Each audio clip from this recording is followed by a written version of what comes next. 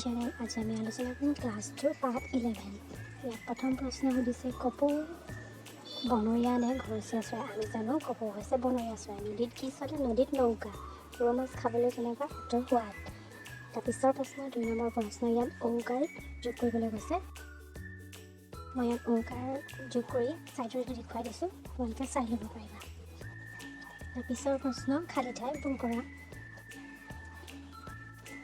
মই পাঠটোৰ মতে সঠিক উত্তৰসমূহ বহাই দিছোঁ ইয়াত খালী ঠাইত, তোমালোকে চাই কৰি লিখিব পাৰিবা।